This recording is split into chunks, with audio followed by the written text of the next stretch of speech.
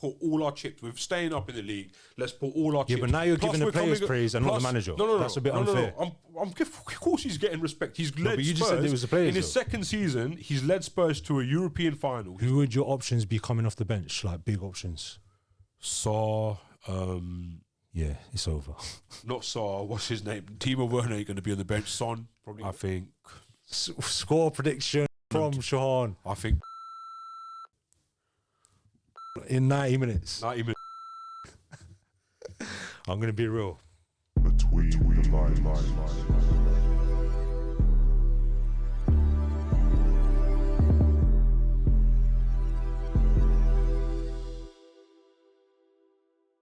Yes, my Between the Liners, welcome to the Europa League preview. It's Manchester United versus Spurs in Bilbao. You know I couldn't go no further than to get BTL Pod's most controversial member, my guy Shahaan. You say it's been a while, man. It's been a while. It's been a while. Obviously, both our seasons have been a bit chaotic, so... Don't get me twisted. We've been having these talks regularly, but off camera, innit? Yeah. So it's certain things couldn't get said on camera. Obviously, United are in 16th, Spurs are in 17th. What we're gonna come in and say on camera, how bad we are. So we saved it until we got to the Europa League final. There's no better time to start a conversation. You know what, bro? Regardless of the outcome, yeah, this is success. This is what you live for, innit, in football. 100%. And this is the first time, obviously, him being a United supporter, me being a Spurs supporter. Usually, it's like you knock us out in the semis. Yeah. I remember the League Cup semis where, yeah, that was like, I was bare gas after we won it in 2008. I was like, shit, 2009, and then we lose to United in the semis. I think we lost to Portsmouth one time as well. I think we only played each other once in a final. Is it League Cup final, isn't it? Bro, I don't even know. Like, but we played you once in a final. United beat you 1-0 in the final. So this is what I'm saying. This is like, do you know what I mean? Put some So, yeah. respect on Europa League, innit? Like, put some respect on it. I know people are now trying to say, oh, it's not a big competition, this and that. Seething inside. I'm not going to name any names, Arsenal fans. You guys are just like, honestly, suck it up. If no matter who wins a trophy, in my eyes, and it's just like Arsenal fans used to say as well, like, well, the ones I know anyway, they were like, what's the point of getting in the competition if you're not going to win it? Or if you can't, try to get to a final, then you can have that discussion. That's what I'm saying, then you can start speaking. Obviously, we're going to preview the game completely. We're going to go through the lineups. We're going to see who's had a worse or better season, if they win it or not, who deserves to get fired potentially if they win it or not. Before we preview the team, Shahaan, I got a quick question. We both deserve it, right? We deserve the Europa League to get into Europa League final, regardless of the Premier League failures we've both had. Well, listen, of course you deserve it because it's there and you've made it to the final. So I think both teams got there pretty convincingly. Like I think we lost one game. Yeah, you lost one, and it was a game I think where we just didn't take our chances. Yeah. Still, like you know what I mean. Tottenham, for me, even when I've watched them, it's just been like autopilot all the way through. In the league's another story, but forget the league. We'll forget the league today, yeah. Obviously, let's talk about the good things. I think we should touch on the league for we'll touch on it in a bit. We'll touch on it in a bit. Maybe at the very end, I'll squeeze a little 30 seconds about the league, right. Just to give some context to the viewers. To speak about the Europa League, the run up until now. United have scored 35 goals in Europa League alone in 14 games. Spurs have scored 27 goals in 14 games. I think Tottenham are the leading scorer in the competition as well, the all-time leading competition. Oh yeah, all-time potentially, yeah. But this current season, 35 to 27. United have had 30 yellow cards. Spurs have had 20 yellow cards. Doesn't even matter. United have conceded 18 goals. Spurs have conceded 13 goals. And I thought this was quite interesting, Shahaan, actually. United have distance covered for United in this competition this season, 756 kilometres. Spurs, 336 kilometres. The reason, wait, what were who run more?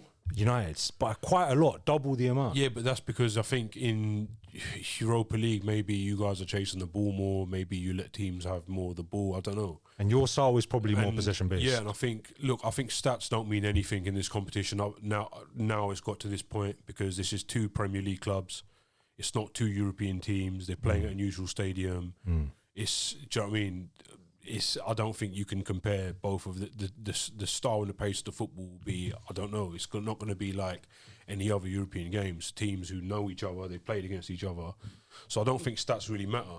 And no team, normally you would get 8 Champions League teams going to drop into Prem. Usually 8 teams drop out, and this is the first year they haven't dropped into Not being Europa funny, League. Tottenham and Manchester United should have got to the final at least. Like, I think if you go back to the league form, United is obviously something you may want to discuss, but in terms of Spurs, they're a club who finished 5th last season.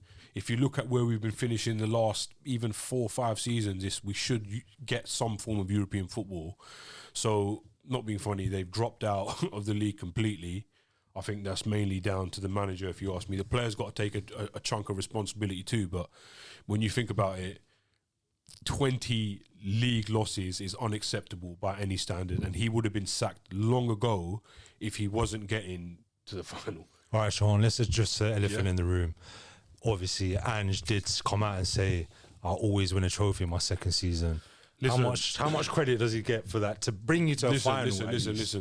Listen, the guy's got some balls in him to say that, but it all depends on after Wednesday, innit?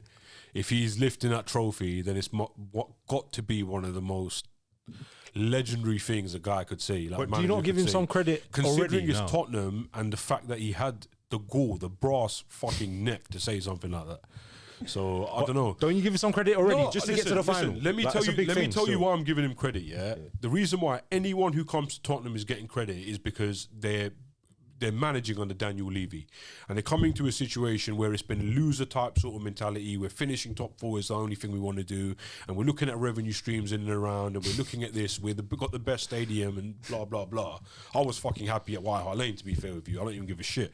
But all of this crap and nonsense we're talking about, but on the pitch, it's been terrible. It's been honestly, I used to, even when Tottenham were finishing 9th or 10th, you'd still want to watch fucking Tottenham. But this team is just like, and I just think now apparently with PRS, Spurs ain't even got any P to spend. They need to sell play. Like, it's just, I don't know where we're going. And the only person who can go is the manager.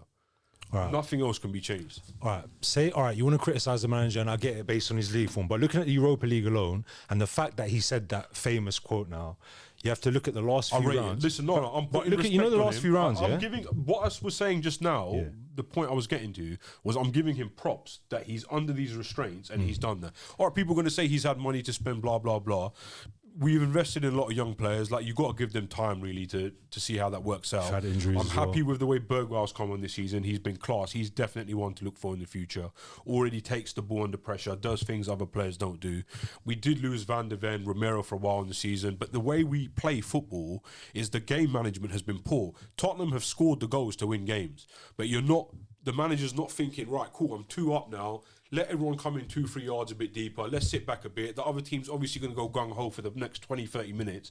There's none of that game management. And if you look at what Eric Dyer was saying, he was going, there's no tactics. All right, can I disagree with you quickly one thing? Yeah, come on. Another reason why Ange deserves credit, you say there's no tactics or whatever, or he's been gung-ho throughout most of the season. When it came to the games that actually mattered, the quarterfinal of Europa League, semi-final of Europa League, no, but he changed it up. Who did we play? He changed it up though, no? No, he changed it up. He actually went a bit more conservative. He changed it up because it's a cup competition. It's different. In the league, he's probably thinking, I guess the players as well probably checked out, don't give a shit, don't want to get injured for the final, more concentrating on that. And they thought, let's just put all our chips. We're staying up in the league. Let's put all our chips. Yeah, but now you're giving the players praise and not the manager. No. That's a bit unfair. Of course he's getting respect. He's led but you Spurs. just said it was the players, in his second season, he's led Spurs to a European final. He's got a sick record against Manchester United. He's undefeated against them. 6 games Spurs ain't lost them in since it's 2022 October or something. Mm-hmm. Like, of course I'm giving him respect. I'm not cussing him.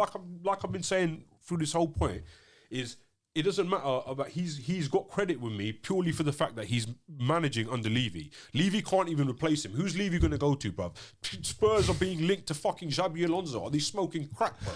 Who else are they being linked to? He's Real Madrid manager right now. Fine, cool. I think you mean Xabi. Xabi Alonso. You mean Xavi? No. Xavi. Him as well, and then we're being linked to fucking Klopp. None of these managers are going to go to Tottenham, bro. Yeah. What is it you don't understand? It's all bullshit. No one, even Postecoglou was like 4th choice. Pochettino was like like third choice. He interviewed Ten Hag, didn't like him. He interviewed what's his name? Klopp didn't want to go there. He interviewed he wanted Van Gaal as well. Before that, Van Gaal went to Manchester United. There were so many guys who interviewed who didn't want to go there, and it's got to the point now where he's sitting there. A manager, no matter who he interviews, what is he going to say?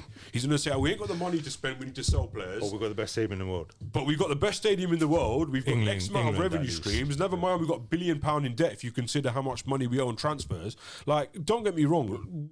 Let's leave Levy out this for a little bit. Everyone knows what I think of him. You know, regardless of what he's done good commercially. We could do a whole Levy podcast. Yeah, if Ange Postecoglou lifts that Europa League final, that guy deserves a fucking statue. He deserves everything, literally everything outside that Spurs stadium. There should be a stand named after him, because to do that under Levy is like, it's like, do you know what I mean? All right, Sean, we'll talk about Ange's counterpart. Obviously, they both had their own struggles. Ange's been there for a season longer, though. Yeah. Amorim only came in, I think, in November times. But we're still unbeaten in Europe. Shout out Ten Hag as well, by the way. Just saying, he got 3 draws in the first 3 games. And then Van Nistelrooy won in the Europa League as well. So shout out Ten Hag, shout out Van Nistelrooy. They deserve some credit as well. United have played 14 games Europa League. We've not won 9. We've drawn 5. We're the only team unbeaten in European competition this season. I don't know how. Shahaan, obviously, Amorim's come under a lot of criticism, maybe in similar ways to Ange, because both probably stubborn in the way they play, the formations they choose, and not as pragmatic. The problem I'm having with Amorim is the stuff he's coming out with the press. I think he's quite honest, though. He doesn't say anything but that's exactly what he wants. Oh, he's honest, this and that. But still, like, you're coming out, you're criticising your players, this team isn't good enough, blah, blah, blah. You're, like, gaslighting everyone. Like, you're bruv, cool, innit? Like, fine. But you're fucking 16th, 17th with Manchester United. Like, it's embarrassing, bro. Well, you're 16th, innit? Yeah, 16th. We're 16th, you're 17th. But I don't think that's all down to him. Obviously, he has to take some of the blame for some of that, yeah? Like I was just about to say, it's his first season. He needs a transfer window. He needs a pre-season, like proper pre-season. Like, cool, let him crack on with Bro, that. he had one transfer window. I've never come out and criticised him. I haven't said anything because I know the rot which is in Manchester United. Like the same reasons you blame Ange. No, 100%. Tottenham. 100%. I'm not coming in cussing. I'm not even cussing him. He's got you to a final. If he fucking wins it, guy's fucking sick, bro. But still, ultimately, he should be doing better as well, because you can't just focus. I think both clubs 100% Yeah. should not be anywhere near 16th, 17th. Even we should be literally in the top 6 at least. That's the bare minimum expected, and not good enough. Who do you think who needs the competition, the cup win more, Ange or Amorim? Forget the clubs for now. Ange or Amorim? I think. Oh, it's a tough one actually. Because does Amorim need it? It's his first season. You got to a final. You've lost to a team, Spurs, like whatever, 3 times this season. Like, a lot of Manchester United fans I'm talking to are saying, no, we're going to win 100%. Not a single United fan I've met. We'll get to prediction shortly. So you guys are confident, like, cool, innit? Like, it doesn't make a difference. Like, so you think I think for both teams, it's bigger for Spurs than it is. No, forget the clubs. The manager for now. We'll come to the clubs later. Which manager needs it more? When you consider what Postecoglou said, it's 100% bigger for him, bro. If his comment said that, imagine in his head how big it is. Like, how it's literally to be the GOAT or to be fucking, you know what I mean, laughed out. Like, but he got to a final. Like, you can't laugh it out completely. Like, he still did enough to get you to a final. Spurs get to semis and finals. We don't ever get it over. When was the last time you got to Europa League final? It's never happened. Got the Champions League final. Yeah, but that's got to 2019. Europa League quarterfinals, didn't we? One Champions League final. What? A semi-final? Yes, all right. No, that was the same season as you got to the final. You haven't got to any other semi-finals. We always get the last 16. Bro, Arsenal get into last 16, bro. No, but I'm saying, like, we're the team who never gets it over the line, innit? Yeah, but anyway, and just to get you to a final, I think is a big thing anyway. Deserves credit as well, regardless of whether you win or lose. For Spurs, anyway. Like I've just been saying, the teams we beat were expected to beat.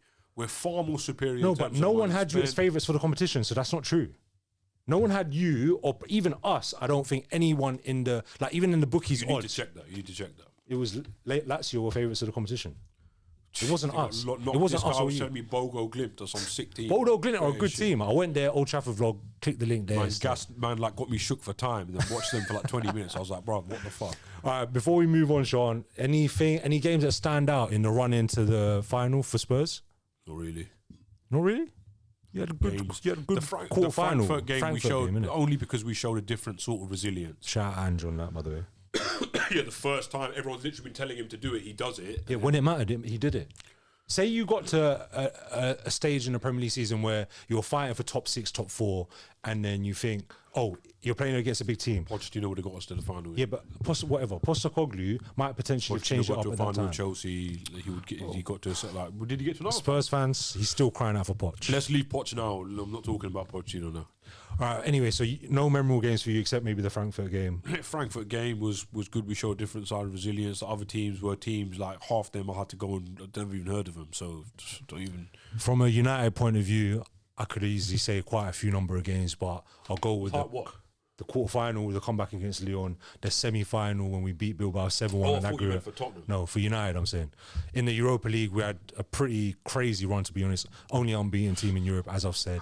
Comeback against I was there at Old Trafford for the Lyon comeback. I was there. I ain't going to say that. I ain't going to say that either. Go watch the vlog if you want to see what happened there. I was there for the game against Athletic Bilbao where we won 4-1 at home as well. So a really remarkable and memorable run in the Europa League as a United fan. We'll move it away from the managers a bit, Shahaan. Let's go to the players because I don't think they can escape this. We can't put a lot of the blame on just the managers because the players, I think, are personally mostly at fault. The players are at fault, but look, you're talking 20 losses, man. It doesn't matter if the is players that United or 20, Spurs? I'm talking about Spurs, yeah. Because I think we're 20 losses. With Manchester United, people are saying, I don't know about you, he's stubborn with the formation, he doesn't have the players, but I think at least he's showing that, look, this is the way I'm going to play, and if you're not fit for it... United is the same. Yeah. No, I'm talking about United. Oh, right. With Postecoglou, he's brought players in. He's had the chance to bring in football players, and he's playing a certain style and brand of football. Tottenham have scored the goals, like I said, but defensively poor. I mean, good things to come out of the season is Archie Gray, brought in at a crucial time in the season and chucked at the back. You know, it's for any kid, man. He's the guy's like 18, 19 years old. That's fucking... You know, it's hard. Yeah, man, to do that. And people say, oh, but he had 1 or 2 bad games. It doesn't matter.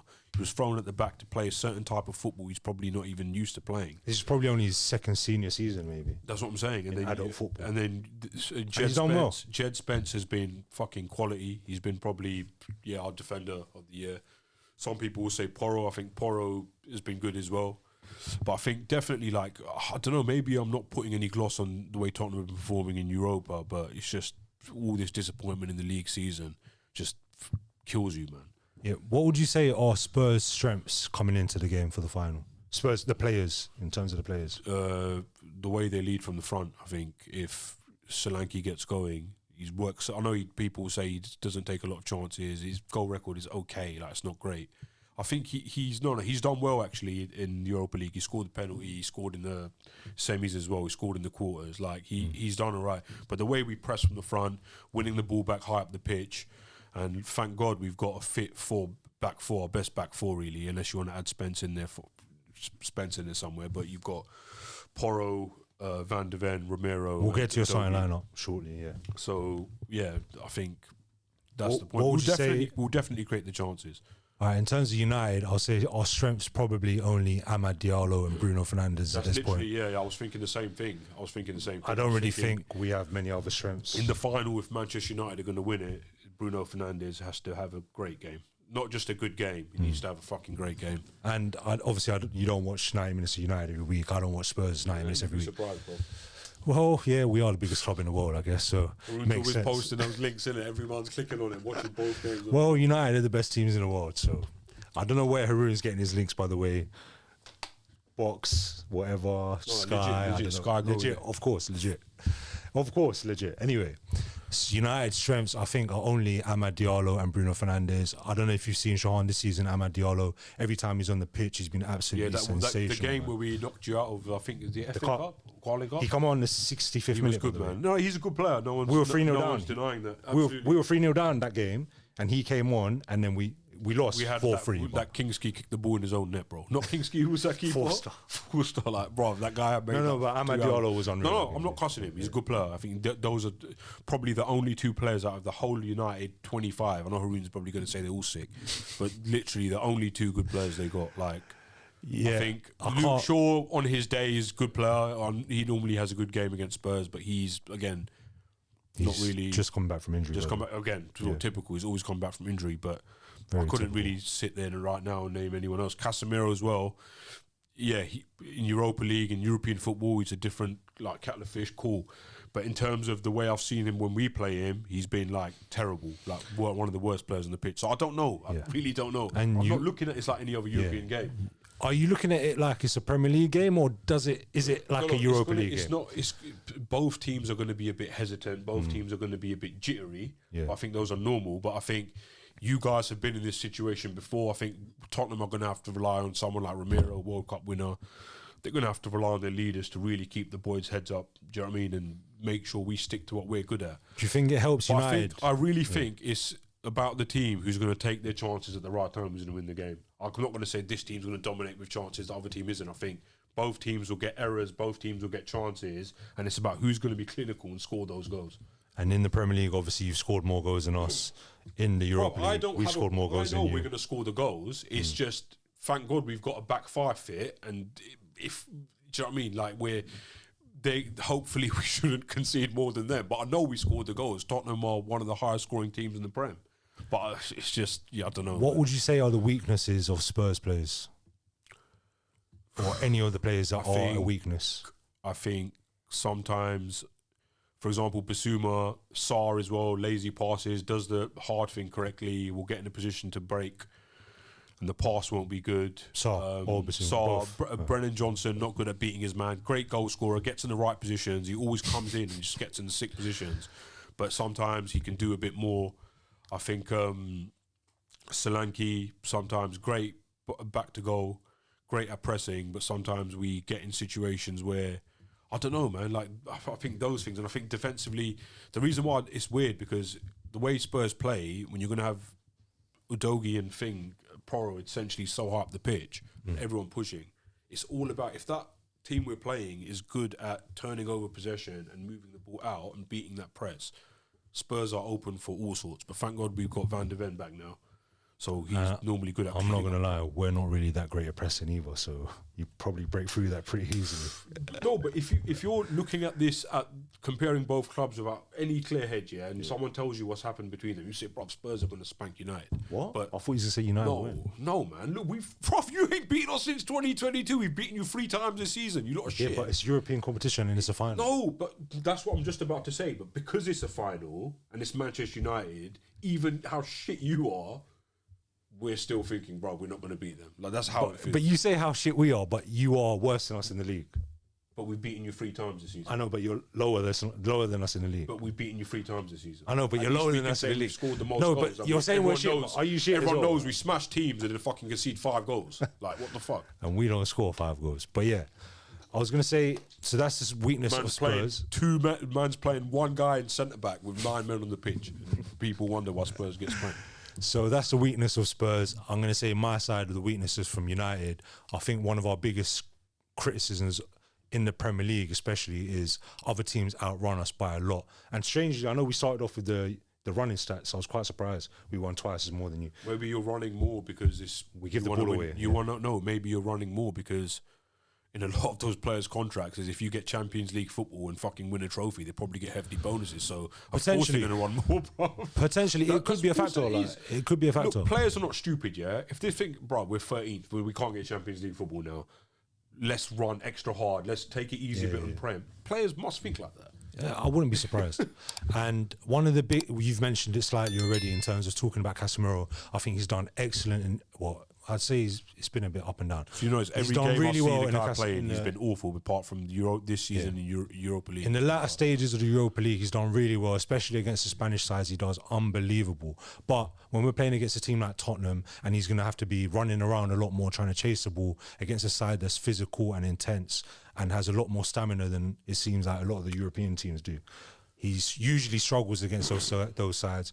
It's going to be Ugarte next to him. Is he going to have the cool head? So I think our biggest problem is probably, one, trying to play out the back if we try that, because sometimes we do try that. And I think you guys, I don't know if I'm wrong, but you guys are quite good at shutting down teams trying to play out from the back, or am I wrong? No, that's what we do. Yeah, that's what you win do. The ball. We win the ball in the final third. Well, that's what we try to do. Yeah. And I think that if we turn you over, we'll do it that way. But I think we also can transition quick on the press as well. And I think that's another one of our weaknesses. It all depends on who you're playing against. Yeah. I think. But with Manchester United, if you look at this season, I don't know, man. We should beat them. I don't see why we should. All right, so we're talking about who is going to be playing against who. Should we go through our predicted starting 11s for each side?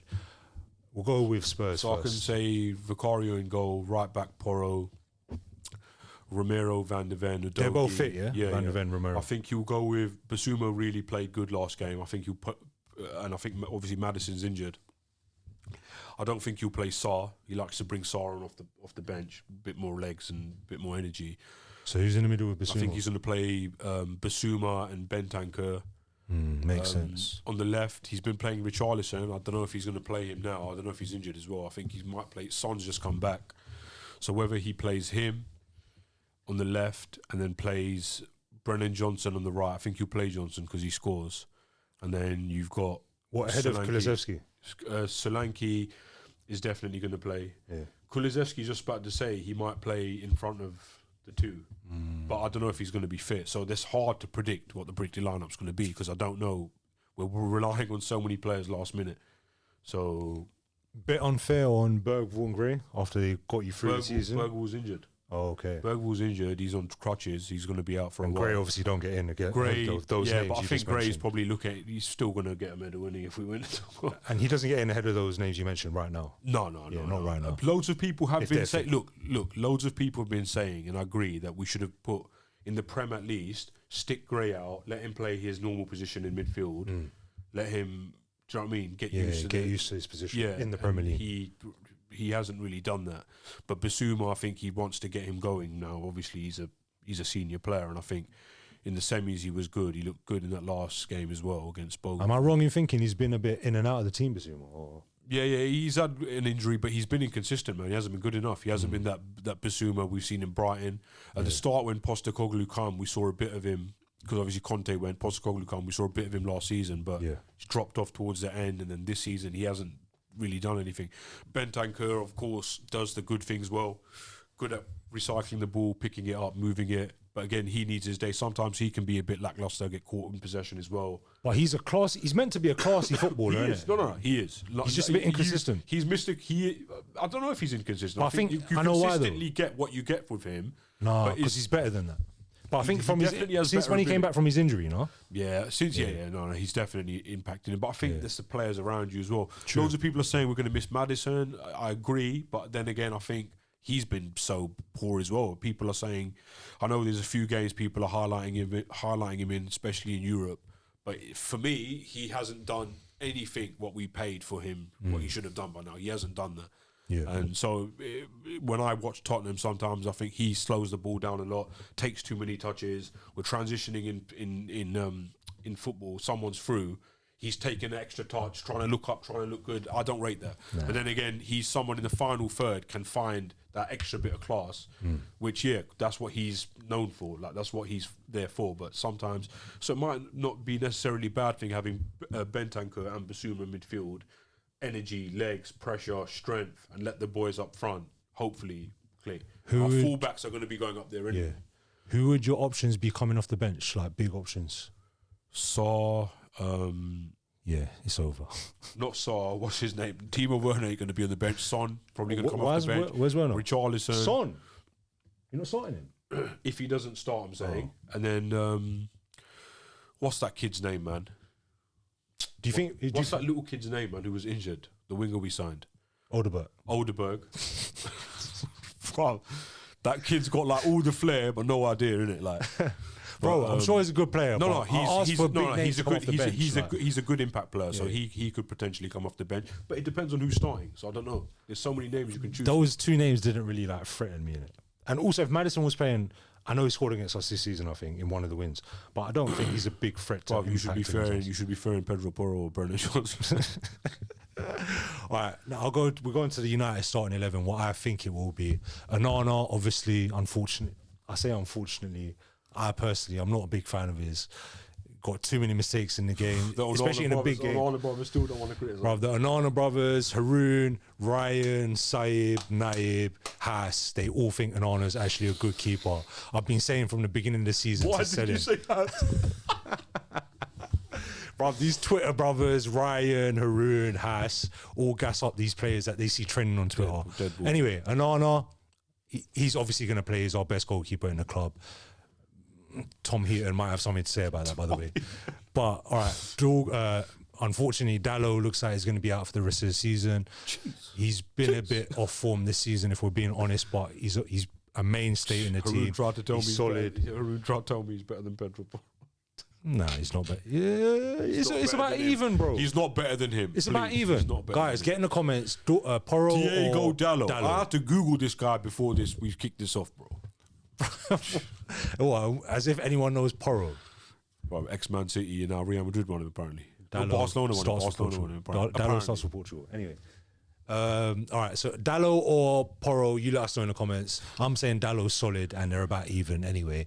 But Dalot's injured and it looks like he's out for the rest of the season. So I assume Mazraoui's going to play there, which is fine. I think he's a very solid, reliable option. In the centre-backs, we have a few problems. Martinez obviously out for the season. Unfortunately, Euro just went off in the last Premier League game. This is going to come out on the Thursday, I think. Euro's out. We don't know if he's going to miss the Europa League Final, which is a real shame. He's going to play, man. These idiot United always fucking do the same shit, man. This player's not playing. The pricks always turn up, bro. It's all nonsense. I don't know, but he's been playing well in the left centre-back row, so I think he's going to be out. Unfortunately, it looks De Ligt is injured as well. We don't know if he's going to be back for the final. So it looks like it's going to be Lindelof and Maguire. Jeez. And Your best two centre-backs. What? Harry Maguire is your best centre-back. I don't know. Anyone try to tell me Harry Maguire isn't your best centre back? The best moments you have is because of that guy, bro. Look, I'm going to give him massive ratings for his comeback from where he was to what he went through to where he is now. But look is he at our what, best bro, centre-back? listen to me. Look at the resilience of the guy. Yes, unreal. You're at the biggest club in England. You'll get the most media attention. You're not worth what they paid for you. You got criticism all the way through. I think you got scapegoated as well. You had your terrible games, but you got scapegoated through a lot of it, which is evident now. Sorry, it's evident now to where United are. It's evident that it wasn't Harry Maguire. Despite people said, "Oh, get rid of Maguire." No, look where he's come from. And he's been he's been all right every time I see him. Like he's been good. Like I think. No, he's done well this season. Anyway, it's going to be Lindelof, Maguire, and Shaw. Shaw is a bit of a concern to me because he's just come back from a long-term injury. They've been trying to build him into the team, giving him more minutes, but he still doesn't look that sharp. Unfortunately, I don't know. I think we've got another option but to start him because it looks like Euro's injured. Unless Euro plays, and I think Euro plays ahead of Shaw potentially. I think it'll be Dorgu out left wing back. He's been playing regularly now. He's got up to speed with the Premier League sharpness and the Europa League intensity as well. So I think he'll be starting left wing back. In the middle, like I said earlier, I think it'll be Ugarte and Casemiro. They've been our best two choices in the Europa League games, and they've done well. Ugarte's got his limitations on the ball, but off the ball, he covers a lot of ground. Against Spurs, he's going to have to do that. Especially, you guys are quite fit, I'd like to think, no? Yeah, no, we are. Like, you're quite a fit team. Look, when a team can work hard, but it's getting them to work hard. In the Europa League in the final, they will work hard. Yeah. So Ugarte, Casemiro, and then obviously the star man Bruno Fernandes, the best player on the pitch before it's even played. If he turns up, game over for both sides. He'll decide that final, innit?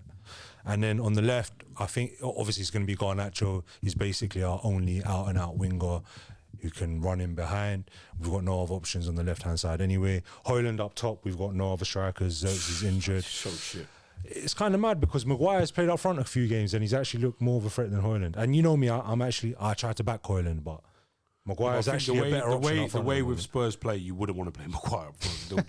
No, I mean in the bench. If he gets desperate in the last 10 minutes, Van de Ven and Romero will deal with him. Like there's one sick at sweeping. Maguire wins every header. Is he pacing Van de Ven? No. Van de Ven. Is he winning a header over him though? Yes. Yeah, but who's you going to knock that down to? Højlund? The guy's got 2 left feet, bro. What the fuck are you going to do then? Anyway, Højlund has a decent record in Europe, I'm just saying. But he did score in the semi-final. All of these records don't mean shit, man. They don't mean nothing. In the does. final, it all goes out the window, especially in something. Europe between 2 English clubs. It doesn't. It's all these stats don't mean shit, bro. They don't mean jack. And finally, on the right 10 position, right attacking mid position, whatever you want to call it, Amad Diallo, who's been biding his way into the team, built up his minutes. I think he played 90 minutes against West Ham when we lost, but he's been getting more minutes. He's starting to get a bit sharper. He's probably our second best attacking player. I think he'll start now because he come off the bench, then he come off the bench again, then he started against West Ham. I'd like to think he might get a few minutes against Chelsea, and I think he will start in the final. And he's so crucial to our team. It's him and Bruno Fernandes, basically our best attacking players. So I think he'll start. Shahaan, who do you think it means more to, the club or United or Spurs as a club? Who needs this more, this Europa League final win? Tottenham, obviously. I don't know. Of course they do, bro. What you think of Europa League? You've won 2 trophies, like Europa League. Do you think it means that much to them? To United? No. I'm saying it means much because of the new project, the new bring back Manchester United to where they belong. This is the start. You had the Carabao Cup win, the FA Cup win. You now have a new manager who supposedly is meant to be the next big thing. Nothing, and Ineos is changing. Nothing is changing at United. These United fans have fallen for this Mark Goldberg. What's his name? Goldberg. What's his name? Mark Goldbridge. Mark Goldbridge. That this new owner. That it's not. Jim Ratcliffe is a front man for the Glazers. They shit and he wipes. That's literally it. People saying, "Oh, nothing's changed." Literally, why are they going to get rid of an asset like Manchester United? Because no offense, some fuckers from Manchester and some from London or whatever and from Surrey want to turn around and say, "Well, get him out." They're only in it. I respect United fans in the sense that you guys have been from where you were to where you've come from, and this build which needs to happen now at Manchester is such a long road. But I think even now those Norwich scarves are going to start coming down because if we lose, Jim Ratcliffe is literally just a front man for the Glazers. If we lose, you mean, or even if we win? Regardless, even if you win, look, what's going to happen next season? Even if you win this, you get Champions League football. You probably get embarrassed in the Champions League.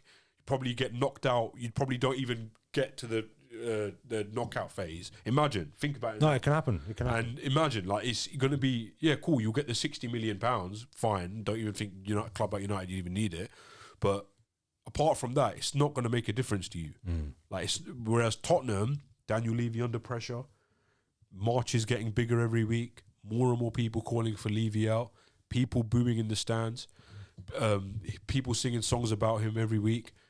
In Spurs Stadium, not letting you bring certain flags in and certain things in like you were before. Like, does the Europa League everything's win change changing. 17th, no money to spend.